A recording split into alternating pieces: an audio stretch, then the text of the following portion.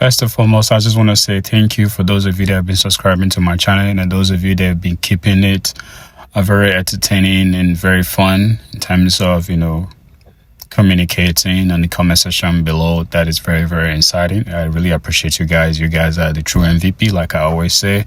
Without you guys, this is not possible. Yeah, I want to talk about Stephane real quick.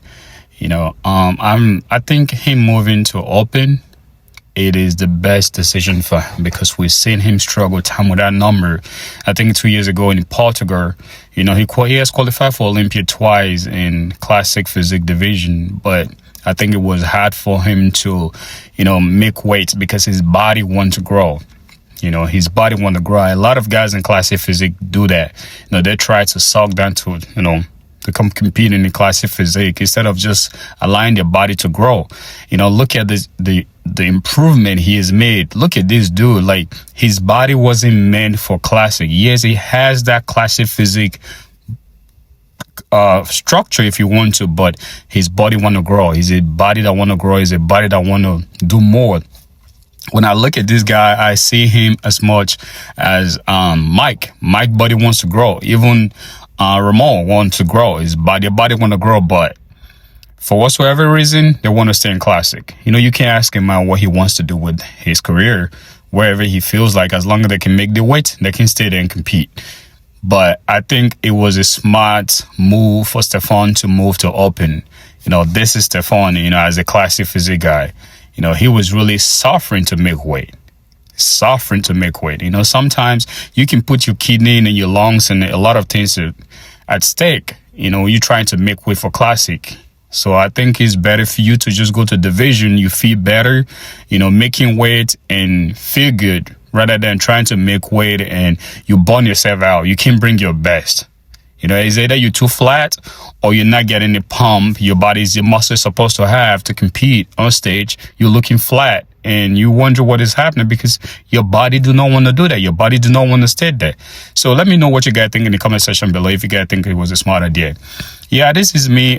It's 8 days out for my show, and I just put this video out here because I want you guys to criticize my video, my current look, because I believe that anybody that wants to be great in life, great in anything, you have to be able to receive either constructive criticism or criticism, because some people do not know how to give a constructive criticism. Some people know how to. We living in an age whereby everybody thinks that because they have an access to a keypad on their phone and sit in their basement, they can say whatever they want to say. It happens.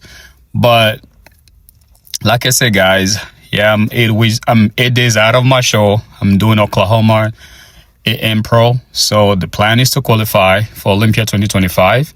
And I'm trying to keep everything together. This prep is being kicking my behind, which is fun. I'm enjoying it. The whole plan is to bring my best to the stage, beat my old self. And, anybody that I'm going against that's coming to that's going to go against me, it has to be tough. It has to be hard. At the end of the day, anything you're doing in life, you want to make sure you give it 100%, so at the end of the day, if things don't go the way you want it, or you do go the way you want it, you'll be proud of yourself. You'll be happy, like, hey, I give it all. So guys, what do you guys think? Do you guys think like 8 days out, the condition is where it's supposed to be? Do you guys think like I need more improvements? Where do you guys think that improvement is supposed to be? Do you guys think like I'm ready? Do you guys think that I'm not ready, like I should do the next show because my body is not ready? Whatever you guys think in the comment section below, let's talk about it. Like I said, we are all family here. My channel is about interacting with everybody that subscribe to me, that whether your opinion is constructive, whether your criticism is constructive or not, we got to talk about it, right? So yeah, so far so good when it comes to meal. Yeah, my meal is a little bit down because I have to make weight. Maybe my weight on stage is supposed to be 192, so I'm 2 pounds off, right? I'm 2 pounds off, and this is just water weight. I already made weight, but I'm trying as much as possible to make sure I keep my fullness.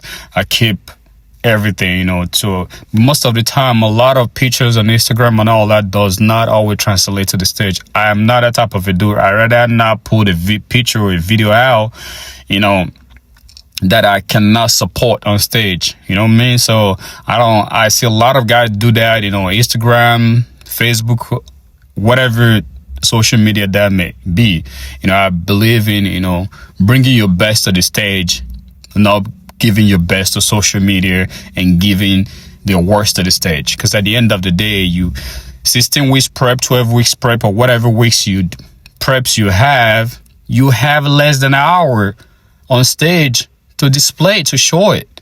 So you'll be judged on that, right? So like I said, guys, let me know what you guys think. And yeah, and I want you to, because at the end of this video, I want you to listen to Terrick Ifbbpro, that one of the IFBB judges. It was, you know, he did a breakdown. Hello, athletes and fans of bodybuilding. Terrick Ifbbpro with the Mr. Olympia. Great champions this past weekend. I want to cover some of them. And yes, we got to start with Regan Grimes. Man, he wins the California Pro, and he did it convincingly. In my opinion, this is the best Regan Grimes we've ever seen. Yes, conditioning was impeccable. The symmetry, the lines, beautiful. And he added muscle. Yes, that was something that all of us were critical of Regan Grimes. We said, Regan, you got beautiful lines, you have the conditioning, but you need to gain more mass. He's done it. I feel like the legs are bigger. I feel like the shoulders are bigger. Look at the front double biceps. He's wide, and that's one of the poses that he surpassed Sasarati, especially on the front double biceps. Regan Grimes has large clavicle bones. He looked incredible. Side chest, you could see the separation. And then look at the back lat spread. I think this is one of the best back lat spreads I've seen this year.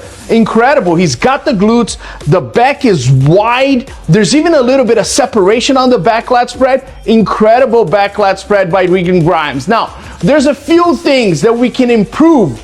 And I say this even though I feel like he's one of the most improved bodybuilders in the last year. The first one is, on the back double biceps, we can have just a little bit more thickness, and that causes the back double biceps to have that detail. So if he has a little bit more thickness on the back double biceps going into the Mr. Olympia, he's gonna be even more impressed. And the second thing is, yes, we can add a little bit more muscle overall. Regan is a tall guy, and this is the time where we're facing some of the most dense bodybuilders on a first call out. I mean, on a side chest, you got Nick Walker, Hadi Chupin, Derek Lunsford, Samson Dowda, Martin Fitzwater. Those guys are so dense. And yes, guys like Rafael Brandão, Andrew Jack, Regan Grimes, they have to hit a side chest, a side tricep next to those guys. And a lot of these guys, they have tremendous density to them. So Regan Grimes needs to continue to gradually grow muscle without interfering with his beautiful lines. He's done a beautiful job so far, and I commend him for that. There was all this talk about, oh, Regan Grimes is an internet bodybuilder. No, you are wrong. Regan Grimes is the California state champion. Regan Grimes looks awesome, and he's going to the Mr. Olympia. Congratulations. Moving on to Louisiana, Dallas Botchway. Man, it's kind of, first time looking at this guy. And look, he's got great physique, small waist. You can see the legs are exploding from the shorts. But I would use a little bit more upper chest. He's got the conditioning, he's got the back, a little bit more upper chest, and it will balance his physique. Congratulations, heading to the Mr. Olympia. Now, Andy Paredes, he wins the classic physique. Beautiful lines, great conditioning. Love his side chest. He's got the density. Look at his upper chest. It's full, it's nice. He can deliver some real powerful performances in some poses. But going to the back double biceps, we're going to need width and thickness. We need to be wider on the back double biceps. We need to have more detail on the back double biceps.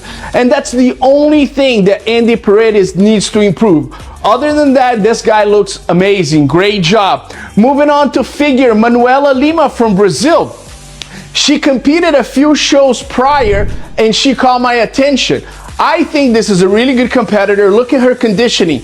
Is impeccable. Great conditioning, great posing. What does she need? A little bit more quads, right? She has the nice V taper on top and she can add a little bit more quads to her physique. If she has the quads, then she'll balance her physique. And this could be the addition of muscle, but in the meantime, if she just turns her toes a little bit outwards, then the quads can come out a little bit. And obviously, continue to gain the muscle in that area. Congratulations, heading to the Mr. Olympia. Moving on to women's physique, Rachel Daniels. She put on a show in Pittsburgh. She was so impressive. People had her beating Natalia Coelho. It was incredible. A lot of people thought she was the next one coming. And she put on a fight against Natalia. Natalia prevailed because she looked amazing. It's hard to beat Natalia with that physique. But Rachel Daniels made a name for herself in Pittsburgh, bringing a fine physique and possibly the best posing routine in the entire show. So nobody's surprised she earns her Olympia qualification. She has the mass, she has the conditioning. The only thing she needs is to minimize the waist, right? She has everything, but every single pose, every single movement on stage, she needs to be conscious that she needs to minimize the waist. She's going against Sarah Viegas, Natalia Coelho. Both of them have tiny little waists.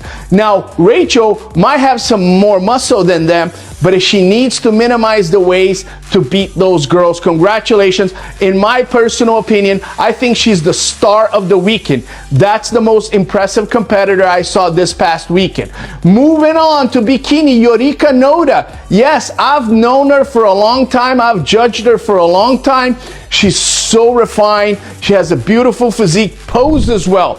I think she can be just a little bit fuller.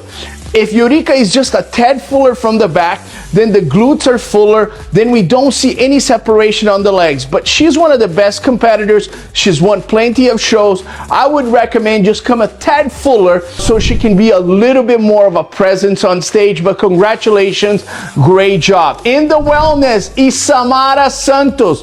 Man, she's been first call out at the Olympia. We haven't seen her in a lot of shows, and I was wondering where she was. Well, here she comes. Impressive. She's one of the tallest wellness competitors. She turned pro in Brazil. She wins shows and she goes to the Olympia. I repeat, she got first call out at the Olympia. Look at those glutes. She's got an amazing teardrop here, full glutes, and I think Isamara can be impactful on the first call out again. Remember, we don't know if Franciele is coming back. There's a new mix of girls. Eduarda Bezerra is in. Isa Pereira is defending the title. I think this is a great time for Isamara Santos. Let's see what she can do at the Olympia. In Miami, Brandon Hendrickson. Man, this guy is insane. Brandon Hendrickson is insane. He's one of the most beautiful men's physique guys I've ever seen. He's got the large clavicle bones with a tiny waist, and everything here is abs. It's like his abs start from the back. He's got abs on the upper part of his leg. He's got tons of abs here. His obliques are deep, his abs are deep, and then that tiny little waist. What can you say about this guy, right? His posing is a lot better from the back, and he's three-time Olympia champion. I mean, he's got to be sending a message to Ryan Terry, Ali Bilal, Aaron Banks, and everybody. Hey, I am the original here. Nobody has won more than me in this lineup, and I'm coming to collect my fourth title. Brandon Hendrickson is as dangerous as it gets going into the 2025 Mr. Olympia. Moving on to bikini, Ashlyn Little. Wow. Everybody knew she was going to qualify to the Olympia. She placed second. She placed third. She's one of the best competitors in the world. And when I look at her, look at the posing. She's so polished. At the Arnold, a lot of people had her winning. And then in Pittsburgh, she was going head-to-head against Amy Delgado. And then in Miami, she prevailed. I'm a huge fan of Ashlyn Little. Cash does a great job with her. She continues to improve. And I'm not saying Ashlyn Little can do well at the Olympia. I'm saying Ashlyn Little can battle for the title because she's been fighting all these girls that are contender. So I think she is also just as dangerous as Brandon Hendrickson.